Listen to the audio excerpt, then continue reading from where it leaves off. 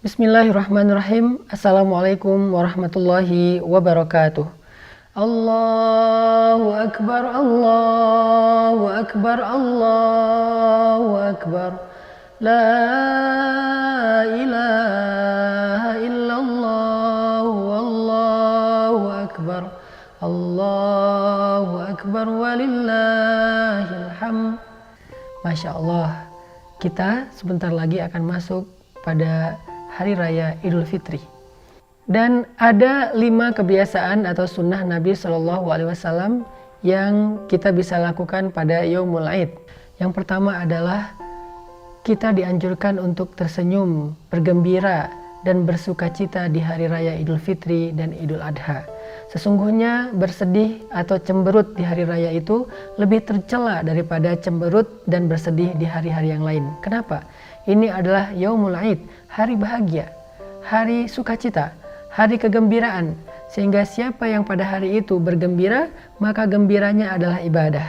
Senyum pada hari itu adalah ibadah yang lebih daripada senyum di hari-hari yang lain. Bercanda dengan keluarga untuk saling membahagiakan hati itu adalah sebuah ibadah. Bahkan suatu ketika Nabi pernah ditanya, "Ya Rasulullah, ayul a'mal ahabbu ilallah?" Amal apa yang paling disukai Allah?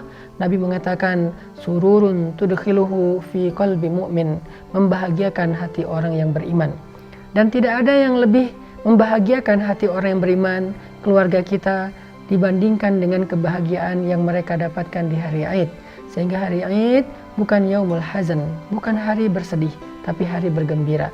Nabi SAW ingin sekali melihat kegembiraan di antara sahabatnya, umatnya pada hari Aid. Sehingga Islam mensyariatkan ada zakat fitrah sebelum sholat Aid agar setiap orang miskin bisa bergembira di hari Aid karena tidak kekurangan makan mereka di hari itu. Itu salah satu di antara fadilah dan goals tujuan dari zakat fitrah, agar orang-orang yang tidak punya makanan di hari Aid, mereka sudah terjamin kenyamanannya, terjamin makanannya, sehingga mereka juga bisa merasakan kegembiraan dari Yaumul Aid.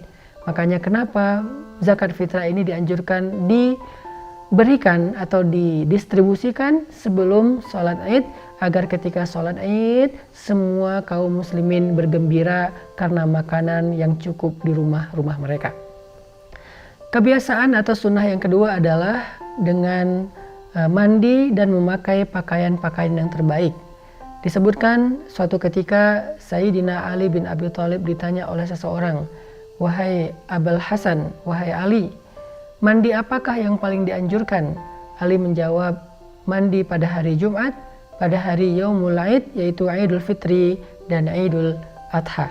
Begitu juga dengan memakai pakaian yang baik, pakaian yang bersih, pakaian yang istimewa, walaupun tidak harus mahal dan tidak harus terlihat syuhrah berlebih-lebihan. Maka sesungguhnya Ibnu Khuzaimah pernah meriwayatkan sebuah cerita atau hadis bahwa Nabi SAW memiliki satu jubah, satu gamis yang khusus beliau pakai hanya di hari Idul Fitri atau Idul Adha atau hari Jumat.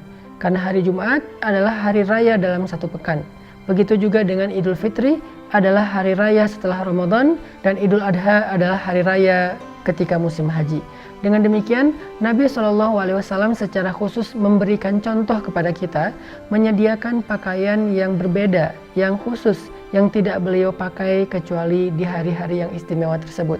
Mungkin kita membeli baju baru, tetapi jangan sampai kita menjadi orang yang boros. Mungkin kita membeli baju baru, tetapi jangan sampai berlebih-lebihan, sehingga sholat Aid atau silaturahim lebaran menjadi ajang pamer bagi kita. Dan kalau itu terjadi, alhaakumut takasur, kita akan lalai dan celaka justru dengan saling menyombongkan diri, menunjukkan siapa yang outfitnya lebih mahal daripada yang lain.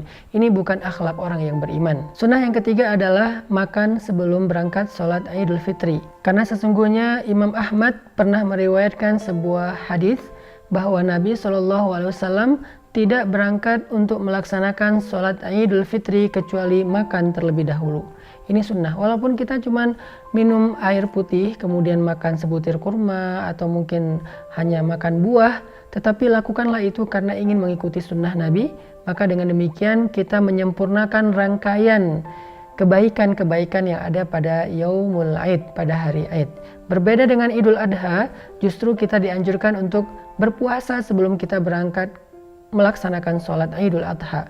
Jadi kalau Idul Adha, kita dianjurkan untuk berpuasa sejenak sebelum berangkat untuk sholat Idul Adha, sedangkan Idul Fitri justru kita dianjurkan untuk berbuka atau makan walaupun ringan sebelum kita melakukan sholat Idul Fitri. Sunnah yang keempat adalah bertakbir, karena Allah Subhanahu wa taala berfirman, "Walitukabbirullaha ala ma hadakum wa la'allakum tashkurun."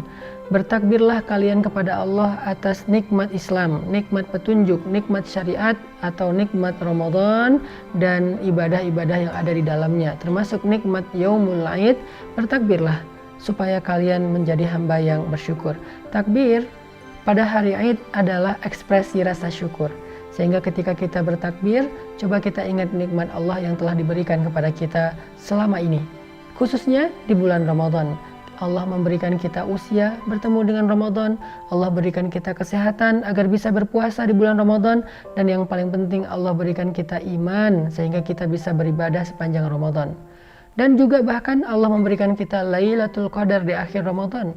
Maka semua nikmat itu layak kita syukuri, dan ekspresi syukur orang yang beriman pada Yaumul Aid, hari Aid, adalah bertakbir dengan gembira. Bertakbir sejak malam lebaran, bertakbir ketika dia berjalan dari rumahnya menuju ke lapangan untuk melaksanakan sholat Aid. Dan kenapa kita dianjurkan melakukan sholat Id itu di tanah lapang, bukan di dalam masjid? Agar perempuan-perempuan yang sedang berhalangan, agar perempuan-perempuan yang sedang haid atau nifas juga bisa ikut menikmati kegembiraan dan kebahagiaan suasana sholat Id tersebut tanpa harus masuk ke dalam masjid, agar perempuan-perempuan yang sedang berhalangan ini bisa mendengar khutbah Aid yang menjadi kebaikan buat mereka.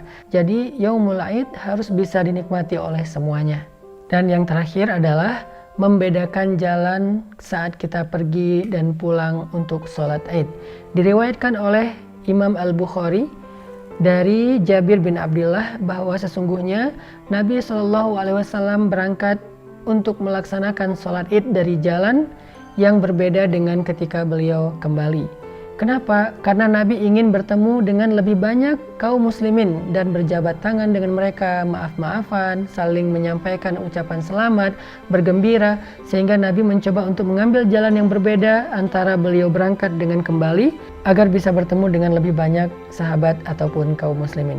Kita juga bisa melakukan itu dengan mengambil jalan yang berbeda, dengan tujuannya adalah agar kita bisa bersilaturahim dengan keluarga. Tetapi dalam kondisi pandemi seperti sekarang, mungkin kita bisa menyesuaikan selama bisa menjalankan protokol kesehatan, maka silaturahim mudah-mudahan tidak akan mengurangi kehangatan dan kenyamanannya. Barakallahu fikum.